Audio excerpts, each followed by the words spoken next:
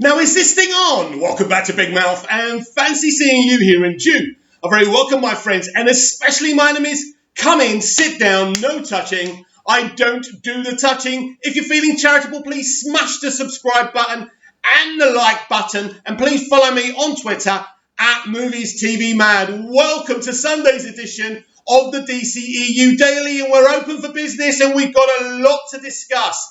I'll be discussing the possibility of J.J. Abrams adapting his original Superman flyby script. We'll be comparing the ideologies of Superman the movie and Man of Steel, and I'll be reading an article from Cinema Blend from our very own Sean O'Connell. You know I've had my doubts about Sean. He's been very supportive. He's doing a Snyder Cut book, but I think it's just the timing when he started supporting the movement, then the announcement of doing the book. He's obviously going to make profits from this. So I want to talk about that as well. And if I remember, we're going to talk about Superman and Batwoman crossing over in Arrowverse. Very, very, very, very interesting. So we'll see about that. Hopefully I do remember that. So, is it plausible? Is it possible for J.J. Abrams to adapt his Superman flyby script for his Superman movie? Now, we've covered the Superman flyby here on the dceu Daily here on Big Mouth before, haven't we? I read it out to you. I think it's a great script. We've got the whole idea that Krypton actually doesn't get destroyed, and this was a rumor for Man of Steel, and every Superman fan lost their shit. I actually got disappointed it wasn't happening. Look, sometimes myths and legends can change. I think the problem with the hate for Man of Steel and BVS, people want everything copied and pasted. And although I would like, great iconic adaptations of, Superman comics in live action, like they've done in Bruce Timm's animation, sometimes it's great to put in new ideas. Smallville did it with Lex Luthor moving to Smallville and running a Luthor Corp plant and becoming friends with Clark Kent and then becoming enemies in a chapterized, character-driven way. So sometimes icons and legacies can be changed a little bit. That's fine. And so the whole idea of Superman flyby is that Krypton exists. He comes to Earth. I'm not sure. Does he come to Earth as a slightly older teenager or something? I can't remember. But ultimately, he fights another Kryptonian. He is killed. Now, somehow he comes back to life. Ultimately, because we've already seen Superman die in BVS, that might be something he may not be able to do. But we'll see. We'll see about that. It's a bit different, so it'll be interesting.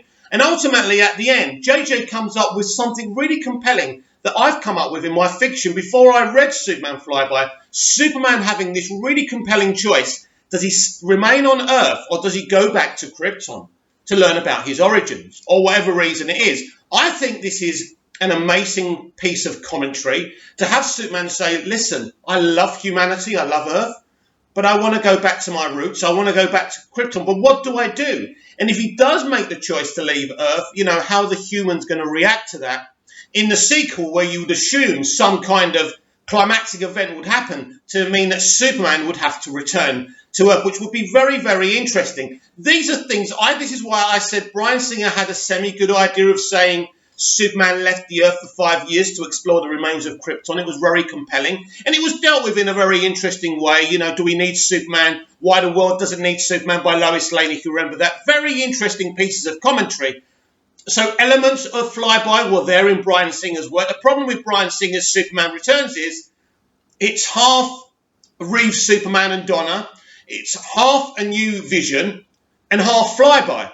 And it's just an amalgamation of different themes, and that's why I feel it doesn't work. Definitely not enough action, and when we talk about not much action in terms of Superman the movie, there were reasons for that, but we still got some great Superman moments. The helicopter rescue, him flying after the missile, awesome. To even be able to execute that now is amazing. But we'll talk more about Superman the movie later on in today's dceu Daily.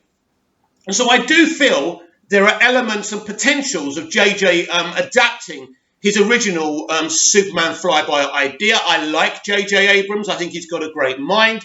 I think it went wrong for him with his time over at Disney and Lucasfilm because he wasn't given the freedom Credit to Paramount with Star Trek 2009. They allowed the man and his team to do what he wanted. And I think he gave a really, really faithful Star Trek 2009. For me, is brilliant. All the actors are brilliant. As I said on my Star Trek video yesterday, talking about the new Spock and Pike show, I think it had the tone of the original Star Trek TV series with Bill Shatner. It just felt great. And I think the reason that Into Darkness didn't work really for JJ is because it was so un-Star Trek and it went a different direction. It had commentary, basically. Should Starfleet be chasing terrorists, or should they be discovering different planets? It was interesting commentary. Maybe the execution wasn't great and the audience didn't really understand what JJ was trying to do. I still feel with his first one, it proves that he's great. But you don't need Star Trek 2009 to prove that JJ's a genius. Alias, Lost, Felicity. Felicity was the first thing he ever did. He's amazing. He's a genius. The problem with JJ in the past, right, he's got too many fingers in too many pies. We've also discussed that before. J.J. Abrams, at his best, like Alias seasons 1 to 3, really, it's him, it's his vision. That's why that show was so amazing. That's why I really loved it. Now, Lost, he was kind of around for the first season, but he wasn't hands-on. But I think after he left, that's when they really started having problems with that show. He's a really good guy. I think he is a genius. I think, unfortunately, there was too many other people interfering, and he could never really give his Star Wars vision. And I think his Star Wars vision would have been amazing. But unfortunately, with Kathleen Kennedy there, Iger interfering all the time, it was never going to work. And I do feel that Warner Brothers have learnt their lesson in terms of interfering in people's work. Now, the problem with doing Superman Flyby, it means you're starting again. It would mean that everything we saw Cavill go through in Man of Steel and BVS and Justice League just wouldn't stand, right? So we know that something's going to happen in Wonder Woman 84. We know we're getting a Flashpoint Flash movie. We know they're going to jig around with the timeline. That isn't a debate anymore. That's a fact. It doesn't matter if we like it or loathe it. That's what it's going to be. So if that's the case, if they're going to mess around with Superman, and we still don't know if Cavill's going to play Superman, by the way, I think this is a really interesting story. Ideally, I want to see Cavill back continuing from BVS and Man of Steel. I would love that. But, Superman Flyby is really interesting to me.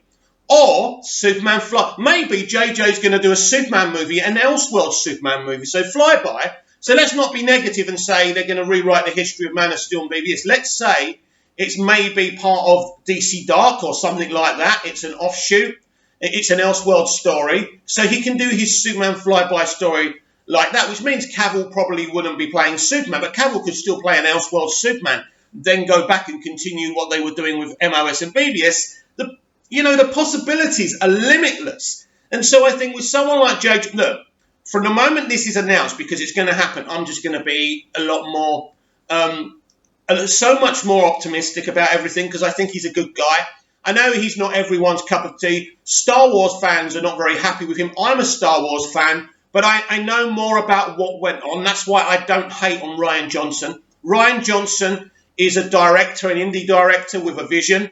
Rian Johnson can only be Rian Johnson. And even though I was underwhelmed by The Last Jedi, if you only gave the man a standalone Star Wars story to do, I think we would be praising him instead of putting him down and being disappointed with Rian. Because Knives Out is a pretty good film, right? So he is talented. So I think he could have been a great piece of credit for Star Wars, but in a self-contained, standalone story. And this is where these people get it wrong. And it's not the creators we should blame. It's the studios. It's the president of the studios. It's why I don't blame Jeff Johns for what happened to Zack Snyder completely. Why did they put these two guys together? One's a comic book guy and wants to do things in an optimistic way, right? I mean, he worked with Richard Donner, found him on the streets, for Christ's sake, gave him a job as a runner. Then he got into DC Comics. Jeff Johns' story is amazing. He's a working class man, like him or not. And I don't blame Jeff for taking a stance in that situation. Suji Hara is to blame for that, left, right and centre. Anyway, with J.J. Abrams, we've got a great opportunity with a great Superman movie. Now, Now, so if we go away from that, where does this leave Zack Snyder? Well, now, yesterday, of course, I played you the video from Humberto Gonzalez, right? And I don't want to talk about that too much because this article from Cinema Blend is kind of interesting. So we're going to read that and talk about Humberto's report with that, because I think that's important, because that's what it covers. And so with Superman Flyby, I think it's a story that shouldn't be wasted, and if it has to be an Elseworld story, I think DC really have an opportunity to have a variety of stories, and telling Elseworld stories is really important.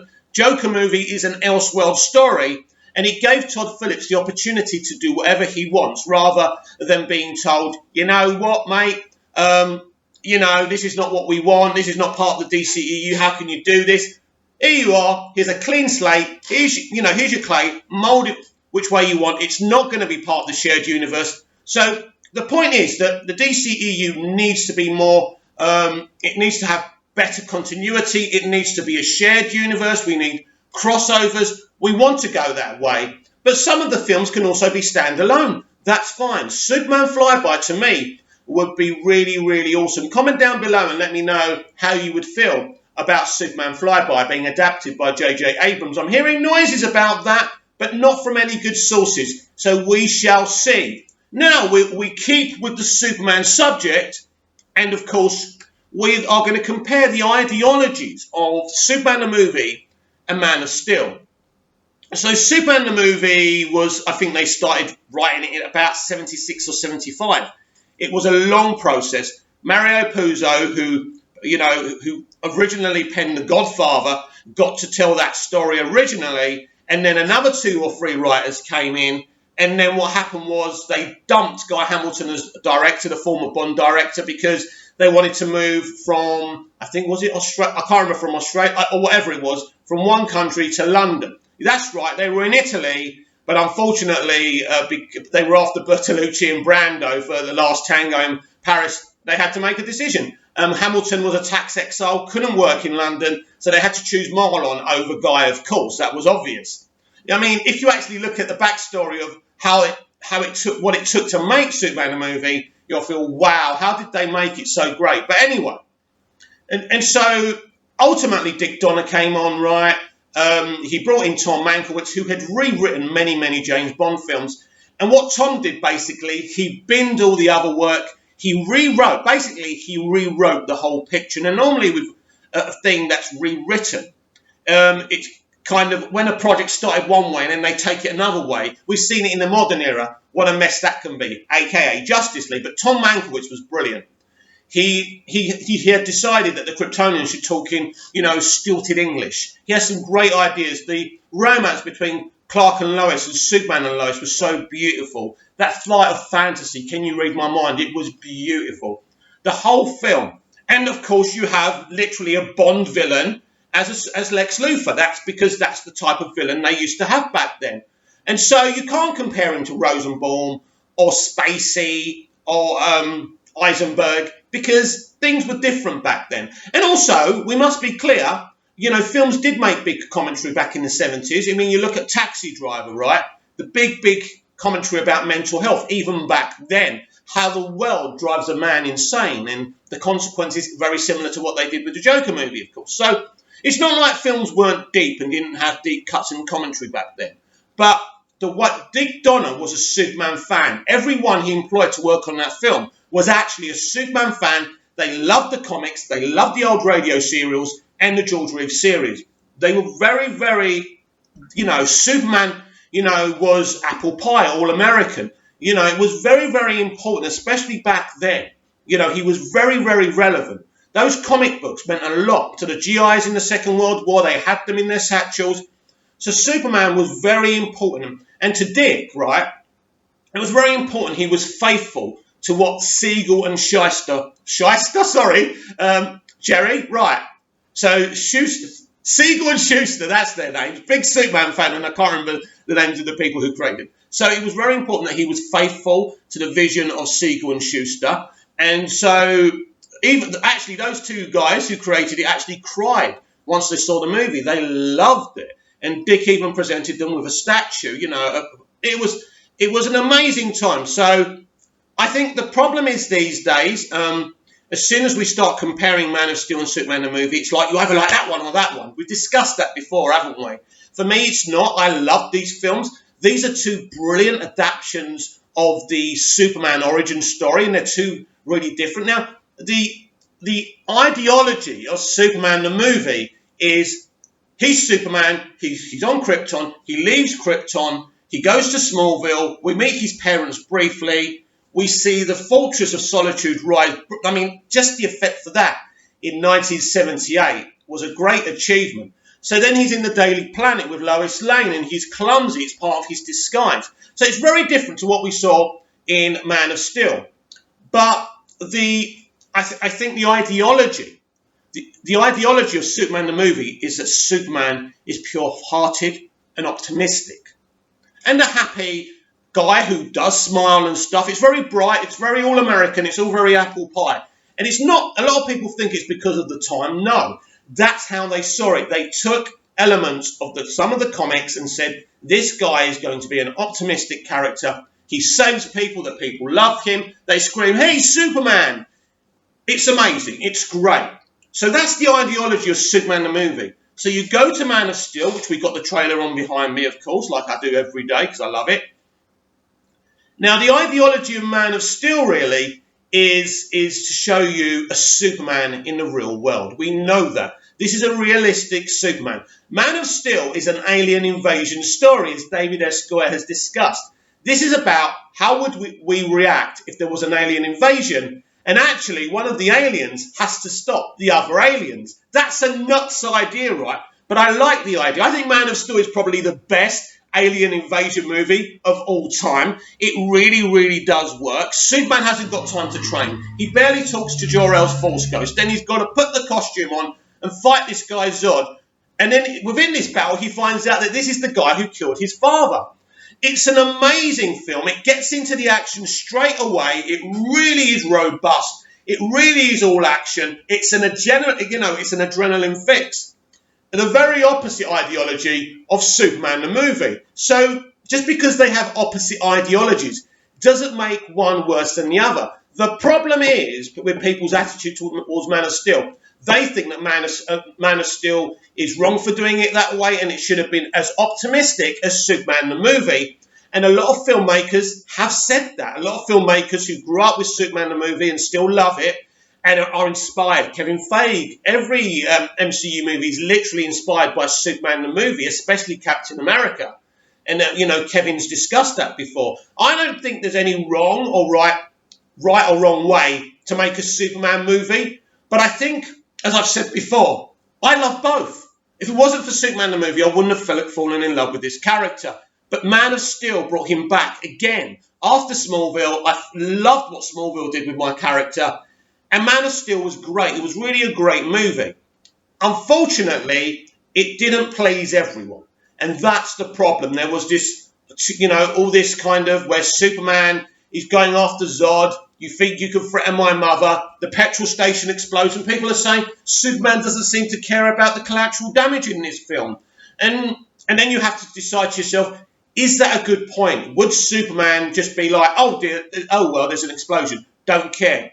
And now, obviously, we don't know if people died in that petrol station. But these are kind of things, I suppose, as much as I love Man of Steel, these are clumsy things because Superman would care. The problem is with the Battle of Metropolis is when all these buildings are falling over, Superman can't do much about it. They're showing a reality of a superhero battle. They're telling you there would be casualties.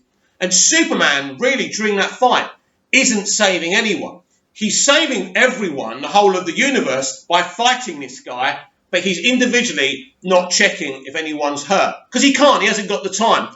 I think it's not at the character's fault so much, it's within the writing where Goyer really wanted to put some kind of commentary about how this would be realistically. But then you counter the people that are saying, this is not who Superman is. Superman, would do something, who knows what. So it created a discussion. Now, David S. Goyer said he enjoyed the discussion and the controversy, which is fine because it divided opinions, but Man of Steel was a really successful film. And I really do believe a Man of Steel 2 would have hit the spot and it would have been amazing. But there's the counter arguments. So I love Man of Steel. I love Superman the movie. Neither film is perfect. Nothing made by human hands is perfect. They're both great movies, but they both have two very different ideologies. Superman the movie is just there to be optimistic, entertaining, and to give the audience a great version of Superman. Now, Man of Steel wants to give you a great version of Superman, but it also wants to make realistic commentary, because this is the world we live in today. Every creative wants to make some kind of real-world commentary. The question is, does real-world commentary and Superman mix? That's an argument for another time. It's an argument I can't even debate over. I don't know, because ultimately, although Man of Steel did really well, I think it was such a good film. That film deserved to make $1 billion. But because it was divisive, and then you go to BVS, which was even more divisive, right? And there you have it. So whatever you think of either movie, I think it's not smart to put one against the other. They're both great, like what you want, but personally, I love them both. Right. Let's go to this Cinema Blend article. Very busy day. Zack Snyder reportedly screened his Snyder Cut of Justice League. What does that mean? When Zack Snyder first tackled the massive DC team-up, Batman v Superman: Dawn of Justice, he accurately described the production process as a marathon within a marathon. The same phrase can be applied to the journeys to get Snyder's cut of Justice League released. Every step of progress feels like a mile achieved, and today the movement learned of a potentially massive step forward, seeing that coveted movie sooner rather than later. Zack Snyder has a cut of Justice League that differs from the theatrical cut that Warner Bros. Released in 2017. There have been rumours that Snyder screened his cut as recently as February 2020 for executives who wanted to see the current state of Zack Snyder's Justice League. Now, Heroic Hollywood confirms that this screening took place, stating, "It seems like a recent screening of the film could lead to a wider release. Heroic Hollywood has exclusively learned and confirmed that Zack Snyder held a private screening of his cut of Justice League in the first quarter of 2020. With executives from DC in attendance. According to an individual with knowledge of the situation, something is happening with Snyder's cut of the film and discussions are currently underway. We can take this one step further and report that according to our sources, this screening took place on Thursday, February the 6th. No details emerged about what came of the screening, but reports confirm it happened." Now let's discuss what all of this might mean. It's very exciting to process that DC executives wanted to see Snyder's Cut of Justice League. And even more exciting to understand that, as Heroic Hollywood knows, discussions are underway about how to move forward with the Snyder Cut. But the pieces that lead to that conclusion were on the table on February the 29th, weeks after the reported screening. Snyder gave this film slate as a prize in his Justice League poster competition. The slate promised permission to the winner, artist Victor Koo, to be on set for any additional photography that Snyder might need to complete Justice League. He promises that after screening his cut for executives, aren't we safe to conclude they agreed on footage being needed and Snyder planning on completing it? I believe that, yes. However, and this is the big wrench in the works, everything has been put on hold by the current quarantine, specifically in Los Angeles. No. Yes, things have been put on hold, and when after all this is over, he can go back and finish his movie. I think we've waited over 2 years. I think we can wait a little bit longer, right? Maybe Zack Snyder's Justice League was prepping for that HBO Max launch until production delays prevented it. This is where uncertainty creeps in, because we can know that the movie screener, we can know that Snyder promised additional photography weeks later, but no one could have predicted the global situation we're currently in. So it's likely this pushed back any possible date on the release of the Snyder Cut. Yes, Sean, obviously, he hasn't had the chance to do his reshoots. When he does, it will be released in whatever form they've decided to release it on. While you wait, enjoy Kevin Smith on our very own Real Blend podcast. No thanks. Right. This takes me to Sean O'Connell because, I mean, he kind of confirmed what Heroic and Umberto said yesterday, but listen, you know what's so funny about this whole thing? I said this to you. I broke this to you months ago, and I hate to brag, but if you remember rightly, I did say after November the 17th, they went into talks, right? They went into talks. They were discussing things. Now, I had no idea that he actually screened the film for DC executives. That shocked me as much as it shocked you. Now, I want to be clear about something. Now, I've noticed some people in the fandom not very excited about this news. Some people are butthurt that it's Heroic Hollywood and Humberto Gonzalez that's broke this news. People are butthurt because Humberto years ago used to go around and say there's no cut, stop talking about it, it's not going to happen, right?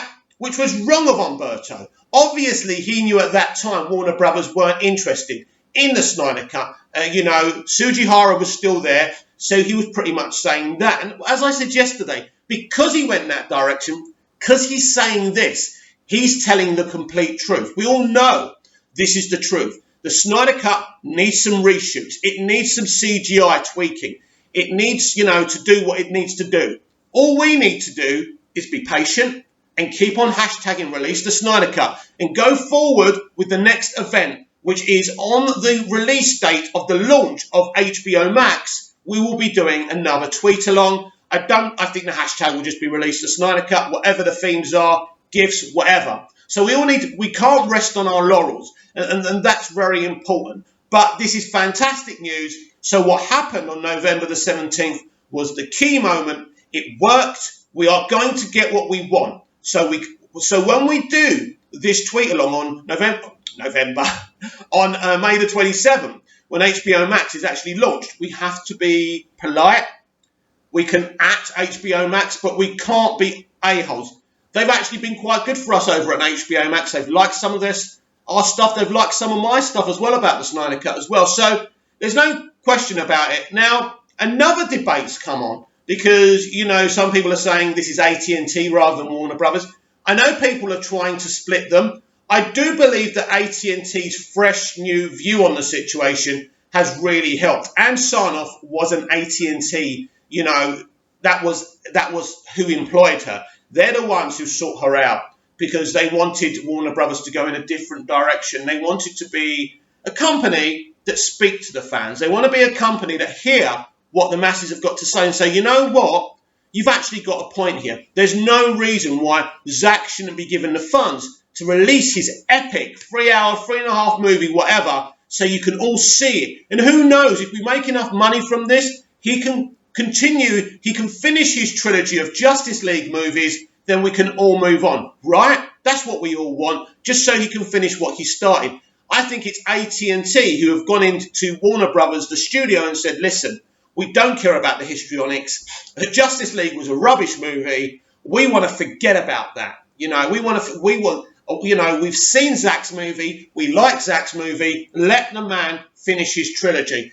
And I think this is what's happening. So for us, right, it's just hearsay right now. I believe they've agreed to screen it, right, in some form, maybe VOD, maybe hard copy as well, and on HBO Max. But I think that shouldn't stop us from continuing like we don't know anything until it's officially announced. But this is very good news, and we should be really excited. So keep on hashtagging Release the Snyder Cut and Zack Snyder's Justice League. I'm so proud of you all. You're all wonderful people, even the ones I've blocked who have blocked me. We've achieved something special. Keep on going, and we're going to keep on fighting afterwards for David Ayer's Suicide Squad as well. Now, finally, there's a rumour that Batwoman and Superman will cross over in the Arrowverse in 2021. Interesting. Very, very, very interesting. Now, how do I feel about Batwoman? I haven't seen every episode. I've tried. I watched the pilot, I think. Listen, for me personally, it's not a very good show, and I don't think they've worked on the lead enough. They really should have given her some training in terms of speech elocution lessons and how you deliver talking. The whole thing simply doesn't work. But what's worse about the show is the writing, it's the development of the characters. Alice, the villain, is the only thing that's actually worked from the whole thing. I would imagine there will be new showrunners unless they're crazy in season 2. I think her crossing over with Superman would be a great start to get these heroes together. This is the #1 hero in DC Comics, for Christ's sake. I think Batwoman in the comics is amazing, and they've just got her wrong. So that would excite me. It would help to make her more popular within live action, within the Arrowverse as well, and the ratings are terrible. They really need to do something about that. So for me, that's a positive move. And finally, David Ayer has confirmed that Poison Ivy and Harley Quinn would have a romance in his sequel to Suicide Squad, which of course is not going to happen. What is it? Was it? I forgot what the film was going to be called now. But basically, there was going to be a romance in that spin-off movie between Poison Ivy and Harley Quinn, because we've just seen that in the Harley Quinn second season of the animated series. They actually gave each other a kiss. They've fallen for each other.